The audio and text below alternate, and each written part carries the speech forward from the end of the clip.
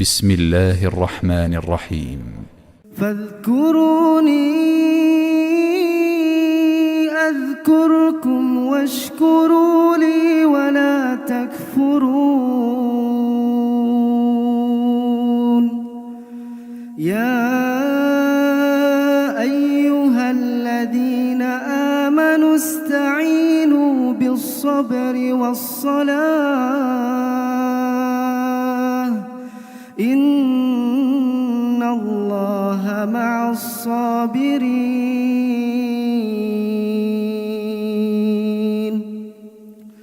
ولا تقولوا لمن يقتل في سبيل الله أموات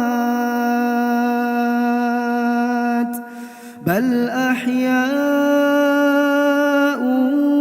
ولكن لا تشعرون. ولنبلونكم بشيء من الخوف والجوع ونقص من الأموال والأنفس والثمرات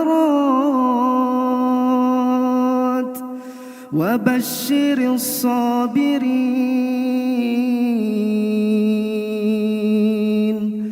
الذين إذا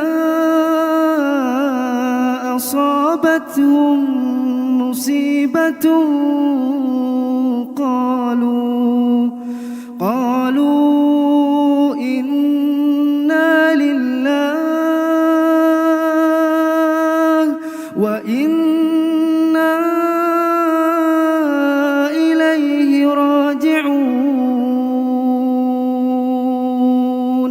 أولئك عليهم صلوات من ربهم ورحمة وأولئك